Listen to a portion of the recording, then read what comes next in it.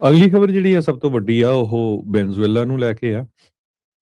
ਅੱਜ white house ਜਿਸ time ਦੇ ਉੱਤੇ ਤੁਹਾਡੇ ਨਾਲ ਆਪਾਂ ਗੱਲਬਾਤ ਕਰ ਰਹੇ ਹਾਂ, ਵਾਈਟ ਹਾਊਸ ਦੇ ਵਿੱਚ ਇੱਕ ਬਰੀਫਿੰਗ ਚੱਲ ਰਹੀ ਹੈਗੀ ਆ, ਕਿਉਂਕਿ ਯੂਐਸ ਨੇ ਦੂਜਾ ਜਿਹੜਾ ਇੱਕ ਉਹਨਾਂ ਦਾ ਟੈਂਕਰ ਹੈਗਾ ਆ,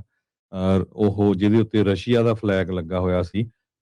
ਅਟਲਾਂਟਿਕ ਦੇ ਵਿੱਚ, ਉਹ ਆਪਣੇ ਕਬਜ਼ੇ ਦੇ ਵਿੱਚ ਲੈ ਲਿਆ ਹੈਗਾ ਆ।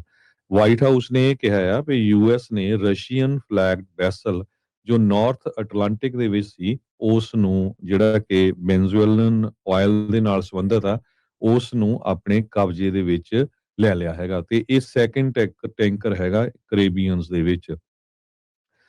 ਤੇ ਦੂਸਰਾ ਜਿਹੜਾ ਕੁਐਸਚਨ ਸੀ, ਵਾਈਟ ਹਾਊਸ ਦੇ ਪ੍ਰੈਸ ਸੈਕਟਰੀ ਕੈਰੋਲਿਨ ਲਵਿਟ ਉਹਨਾਂ ਨੂੰ ਇੱਕ ਪੱਤਰਕਾਰ ਨੇ ਪੁੱਛਿਆ, ਉਹ ਕਹਿੰਦੇ ਵੀ ਕੀ ਤੁਹਾਡੀ ਪਲਾਨ ਹੈਗੀ ਵੈਨਜ਼ੂਏਲਾ ਦੇ ਵਿੱਚ। ਉਹਨਾਂ ਨੇ ਇਹ ਕਿਹਾ ਵੀ ਸਾਡੀ ਜਿਹੜੀ ਪਲਾਨ ਆ ਬੜੀ ਲੰਮੀ ਹੈਗੀ ਆ ਤੇ 30 ਤੋਂ 50 ਮਿਲੀਅਨ ਬੈਰਲਸ ਆਇਲ ਜੋ ਆ ਉਹ ਹਰ ਮਹੀਨੇ ਉੱਥੋਂ ਜਿਹੜਾ ਕੱਢਿਆ ਜਾਊਗਾ। ਇਹ ਪ੍ਰੈਜ਼ੀਡੈਂਟ ਡੋਨਲਡ ਟਰੰਪ ਉਹਨਾਂ ਨੇ ਵੀ ਕੱਲ ਦੱਸਿਆ ਸੀ, ਆਪਾਂ ਤੁਹਾਡੇ ਨਾਲ ਜਿਹੜੀ ਇਹ ਖਬਰ ਵੀ ਸਾਂਝੀ ਕੀਤੀ ਸੀ। ਤੇ ਜਦੋਂ ਉਹਨਾਂ ਨੂੰ ਕੁਐਸਚਨ ਪੁੱਛਿਆ ਗਿਆ ਵੀ ਠੀਕ ਆ ਵੀ ਅਮਰੀਕਾ ਦੀਆਂ ਕੰਪਨੀਆਂ ਜਾਂ ਅਮਰੀਕਾ ਦੇ ਲੋਕ ਉੱਥੇ ਕੰਮ ਕਰੂਗੇ, ਤੁਸੀਂ ਕਿੱਦਾਂ ਅਸ਼ੋਰੈਂਸ ਦਓਗੇ ਵਰਕਰਸ ਨੂੰ, ਖਾਸ ਕਰਕੇ ਜਿਹੜੀਆਂ ਆਇਲ ਇੰਡਸਟਰੀ 'ਚ ਆ। ਉਹਨਾਂ ਨੇ ਇਹ ਕਿਹਾ ਵੀ ਜੇ ਸਾਨੂੰ ਮਿਲਟਰੀ ਦਾ ਐਕਸ਼ਨ ਕਰਨਾ ਪਿਆ, ਸਾਡੇ ਕੋਲ ਰਾਈਟ ਹੈਗਾ, ਤੇ ਅਸੀਂ ਉਹੀ ਕੁਝ ਕਰਾਂਗੇ ਜੋ ਅਮਰੀਕਨ ਲੋਕਾਂ ਦੇ ਬੈਸਟ ਇੰਟਰਸਟ ਦੇ ਵਿੱਚ ਹੋਊਗਾ। ਤੇ ਉਹਨਾਂ ਨੇ ਕਿਹਾ ਵੀ ਮਦੂਰੋ ਦੇ ਨਾਲ ਡਿਪਲੋਮੈਟਿਕਲੀ ਗੱਲ ਕਰਨ ਲਈ ਕਾਫੀ ਲੰਮਾ ਸਮਾਂ, ਕਈ ਸਾਲ ਗੱਲ ਚੱਲਦੀ ਰਹੀ, ਪਰ ਉਹ ਇੱਕ ਇਲਲੀਜੀਮੇਟ ਡਿਕਟੇਟਰ ਹੈਗਾ ਆ, ਤੇ ਹੁਣ ਇਸ ਟਾਈਮ ਨਿਊਯਾਰਕ ਦੀ ਜੇਲ੍ਹ ਦੇ ਵਿੱਚ ਹੈਗਾ।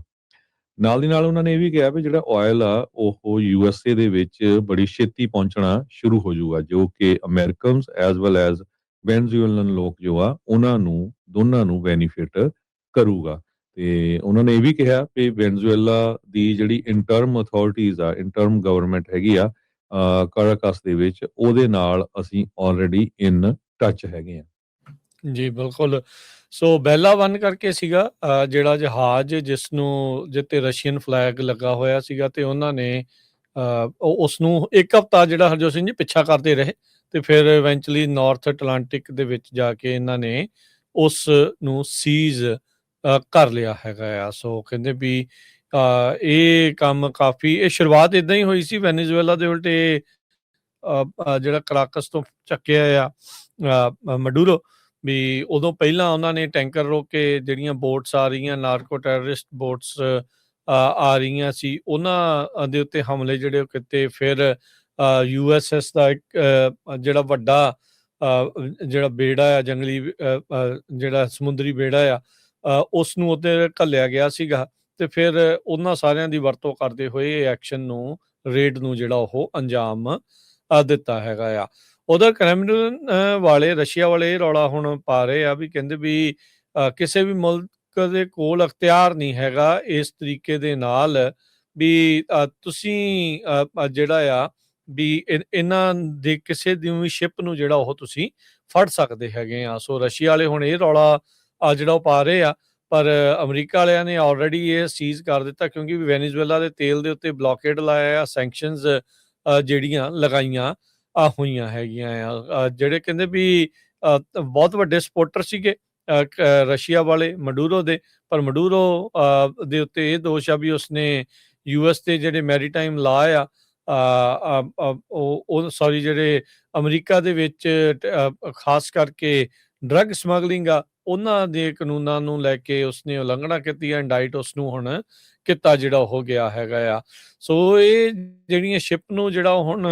ਫੜਨਾ, ਇਹ ਸਾਗਾ ਜਿਹੜਾ ਇਸ ਟਾਈਮ ਉਹ ਚੱਲ ਰਿਹਾ ਆ, ਵੀ ਕਹਿੰਦੇ ਵਾਸ਼ਿੰਗਟਨ ਤੇ ਮਾਸਕੋ ਦੇ ਵਿੱਚ ਇਸ ਟਾਈਮ ਫਿਰ ਸਿੰਘ ਜਿਹੜੀ ਉਸ ਬਾਬਤ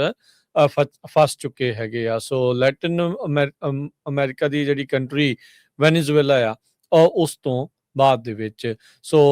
ਕਈ ਦਿਨਾਂ ਦੇ ਕਹਿ ਲਓ ਵੀ ਉਹਦਾ ਪਿੱਛਾ ਕਰਦੇ ਹੋਏ ਹਰਜੋਤ ਸਿੰਘ ਜੀ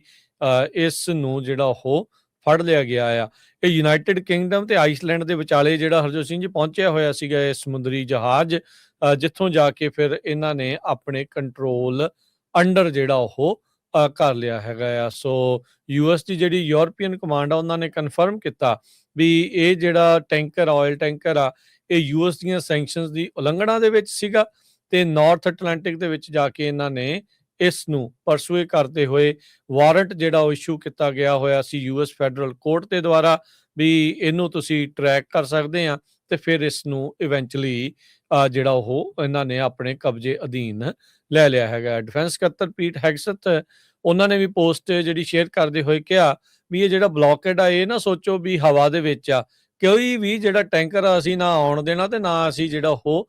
ਜਾਣ ਦੇਣਾ ਹੈਗਾ। ਜਿਹੜਾ ਇਹ ਵੈਨੇਜ਼ੁਏਲਾ ਦਾ ਜਿਹੜਾ ਤੇਲ ਆ ਇਹ ਇਲਿਕਟ ਹੈਗਾ ਆ, ਗਲਤ ਹੈਗਾ ਆ, ਇਹ ਸੈਂਕਸ਼ਨਡ ਹੈਗਾ ਆ ਤੇ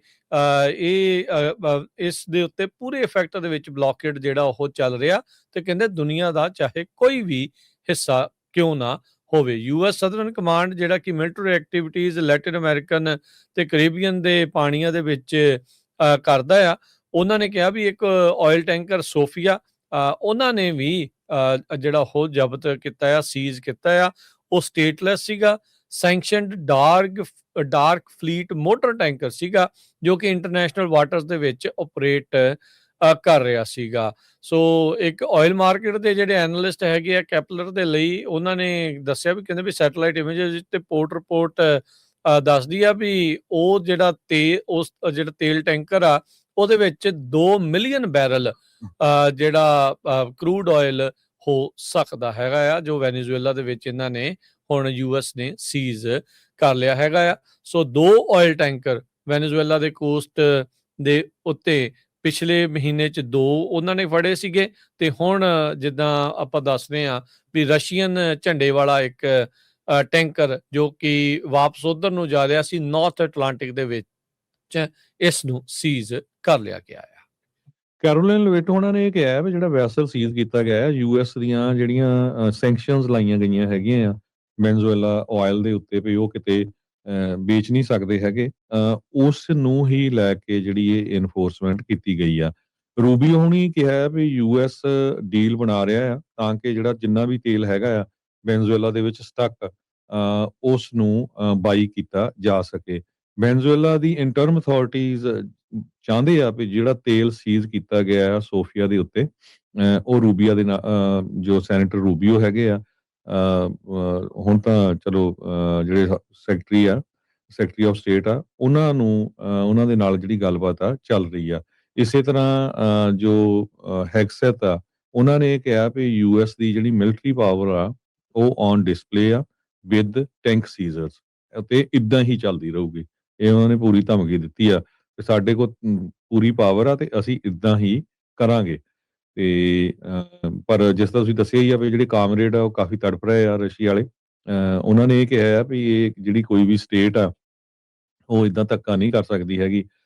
ਬਿਨਾਂ ਕਿਸੇ ਗੱਲ ਤੋਂ। ਪਰ ਇਹ ਸਟੇਟਮੈਂਟ ਹੀ ਉਧਰੋਂ ਜਿਹੜੀ ਆਈ ਹੈਗੀ ਆ, ਹੋਰ ਕੋਈ ਵਾਲਾ ਜਿਹੜਾ ਉਹਨਾਂ ਨੂੰ ਨਹੀਂ ਆਇਆ ਤੇ ਕਿਉਂਕਿ ਉਹਨਾਂ ਦੇ ਉੱਤੇ ਇਸ ਜਿਹੜੇ ਟੈਂਕਰ ਦੇ ਉੱਤੇ ਰਸ਼ੀਆ ਦਾ ਝੰਡਾ ਲੱਗਿਆ ਹੋਇਆ ਸੀ, ਪਰ ਜਿਹੜਾ ਤੇਲ ਸੀ ਉਹ ਵੈਨੇਜ਼ੁਏਲਾ ਤੋਂ ਹੀ ਜਾ ਰਿਹਾ ਸੀ। ਜੀ ਜੀ ਬਿਲਕੁਲ।